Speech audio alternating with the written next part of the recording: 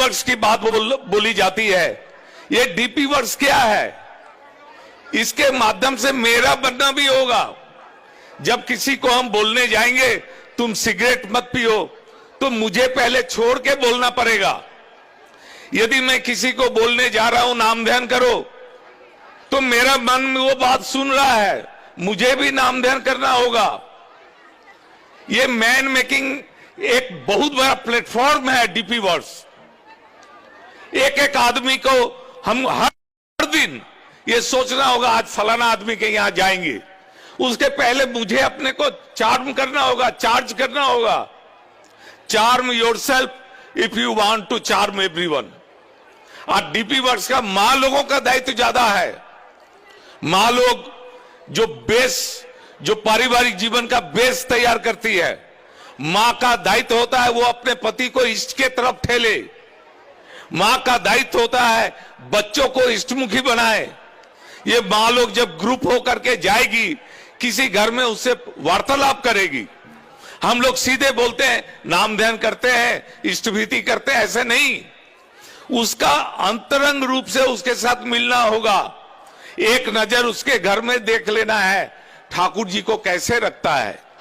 बहुत सारे देवी देवताओं के बीच में ठाकुर को रखा है क्या? तब उसको अलग से कैसे रखना होगा बाद में आके समझाना है। उसका सुख दुख दर्द की बात सुनना होगा। ठाकुर जी कहते हैं दयाल बोल करके कोई जब आर्तनाद करता है तो आकाश के दयाल को, फोटो के दयाल को नहीं पुकारता है, वो तुम्हारे अंदर जो दयाल स्थित है उनको वो पुकारता है। इसलिए उसके सुख दुख का साथी बनना होगा।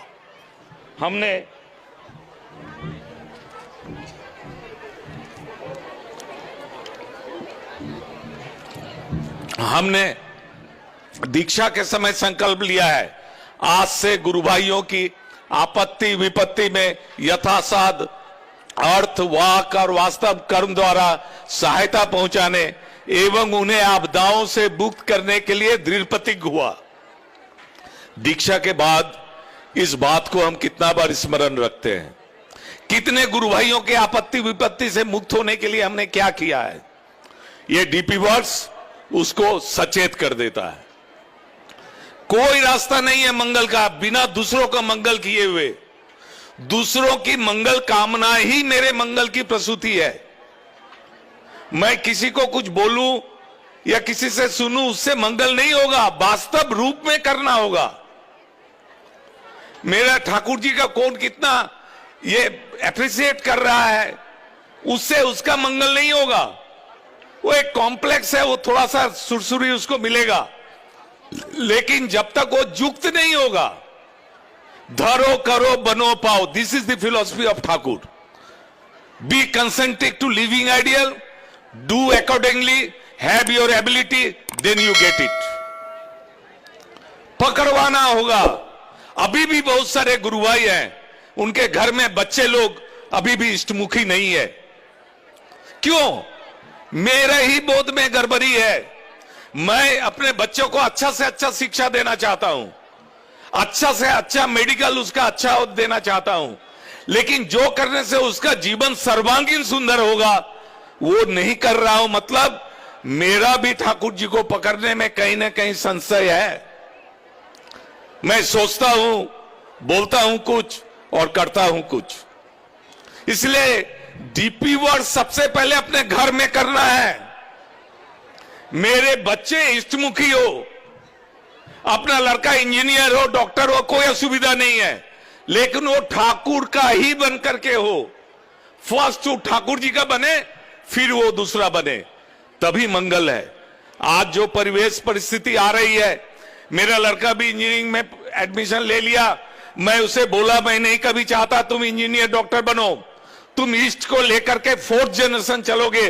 और उसको मैं उत्सव में खड़ा कर दिया, जाओ ठाकुर जी का बात बोलो, और वो ठाकुर जी का बात बोलो। हर आदमी को अपने बच्चे बच्चियों को इस तरह से प्रेरित करना होगा कि एक आदमी डीपी वर्क्स में कि घर के जो एक हेड आदमी ही नहीं जाएंगे, बच्चे जाएंगे, मां जाएंगे, सब लोग मिलके जाएंगे। अरे this is the ultimate source of being and becoming. हम लोगों का दायित्व बहुत है। हम लोग मंदिर में कुछ देर के लिए मुग्ध हो गए, ठाकुरबाड़ी गए कुछ देर के लिए मुग्ध हो गए, उत्सव में गए कुछ देर के लिए मुग्ध हो गए, ऐसी बात नहीं है। पूरा समाज, पूरा मानव समुदाय हम लोगों के ऊपर डिपेंडेंट है, क्योंकि Shri Thakur is the fulfiller, the best of each and every individual of this universe. इसको रियलाइज करना होगा हमको, और इस रियलाइजेशन के लिए उन्होंने जो जैसा बोला है, यजन याजन इष्टभीति सुस्तेनी सदाचार, इक्विप्ड होना होगा। आप लोग देखें कोरोना काल में कैसा दिन बीता है। आज से 100 साल पहले ठाकुर जी बोले, नाक झाड़ कर न धोए हाथ, बक्ष व्याधि का हो उत्पात। नाक मुख में उंगली दिए तत्क्षण उसे धोना ही है, नहीं तो मनुष्य को कुटिल रोग के हाथ न सोना ही है। उसी समय बोल गए बक्ष व्याधि। ये कोरोना क्या है? यदि ठाकुर जी के इन वाणियों को हर घर में हम पहुंचाए हुए रहते तो कितने लोग ये जो इन्फेक्शन हुआ उससे बच सकते थे। हम लोगों को अपने घर में स्वास्थ्य सदाचार का बात हर बच्चों को बताना है, मां लोगों को बताना है।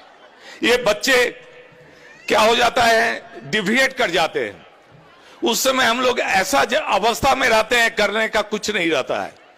बचपन से ही मां को उचित है कि बच्चे पिता के लिए करे, पिताजी जूता पॉलिश करे, पिताजी का पैर दाब दे, पिताजी कहेंगे मां का सेवा करो।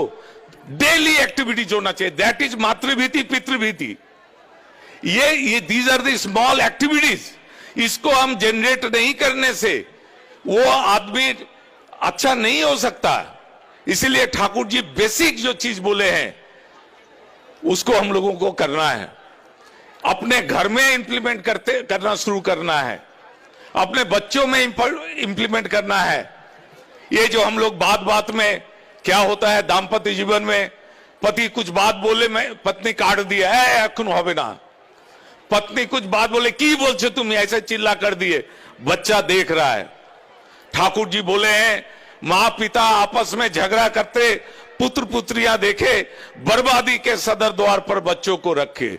इसका इंपैक्ट उस समय नहीं समझिएगा, लेकिन जब वो बच्चा बड़ा हो जाएगा, आपके प्रति अश्रद्धा लेकर के वो बड़ा हुआ है, आप कुछ कहने जाएंगे, आपका बात नहीं सुनेगा। उस समय बहुत देर हो चुकी होगी। इसलिए एक भी बात ठाकुर जी का जहां जितना हम अपने जीवन से माइनस करेंगे वो उतना रास्ता अपना दुर्दशा का हम खोल के रखेंगे। We must be now activity oriented. सुनना बोलना ये सब लग्जरी है।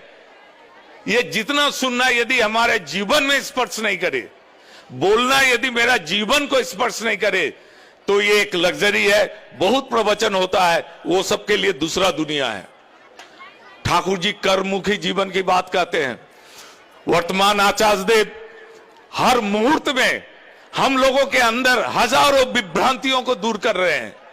हम लोग उनका संग कर रहे हैं, हम लोग उनकी पूजा कर रहे हैं, लेकिन उनका गुण अपने अंदर नहीं ला रहे हैं। पूजा मने पू मने वृद्धि, जा मने गुण। जिनकी पूजा करते हैं उनके गुण को अपने अंदर समृद्ध करना। ये जो आचार्य देव प्रत्येक को फुलफिल कर रहे हैं, डेली हजारों लोगों को फुलफिल कर रहे हैं। क्या मैं अपने जीवन में 10 आदमी को फुलफिल कर रहा हूं? मेरा उनका संग करना, दर्शन करने का कोई अधिकार नहीं है। मुझे भी दूसरे के सफरिंग्स में आगे बढ़ना होगा। इस तरह से यदि हम चलते हैं, देखिएगा परिवार कितना सुंदर होगा, परिवेश कितना सुंदर होगा। ये उद्बोधना लेने का, आज मंदिर का उद्बोधन हुआ है, लेकिन इस उद्बोधन के साथ मेरे अंतर में ये उद्बोधन होना चाहिए कि ठाकुर जी मेरे जीवंत रहे। ठाकुर जी को जीवंत रखने के लिए ये एक्टिविटीज अपने अंदर रखना होगा। तब हम जब ठाकुर के पास जाएंगे, ठाकुर खुश होंगे। एक दिन श्री दादा बोल रहे थे, युग पुरुषोत्तम का विग्रह को, फोटो को कोई मूर्ति या फोटो समझ के प्रणाम करता है, वो पतित होता है, वो जीवंत है ऑलवेज। मुझे बचपन में पूजनीय अविंदर का बचपन का याद है। हम लोग नाट मंदिर में बैठे थे, श्री दादा बैठे थे, कीर्तन हो रहा था, पूजने अविंदा इतना छोटा थे, वो सीधे ठाकुर घर में चले गए और शिष्य दादा हम लोगों को बोल रहे हैं, वह देखो अबिन ठाकुर से बातचीत कर रहा है। अब बात कर रहे थे वो। ये जन्मगत उन लोगों को ठाकुर को जीवंत बोध करने का ये उन लोगों के ठाकुर परिवार में ये शक्ति है।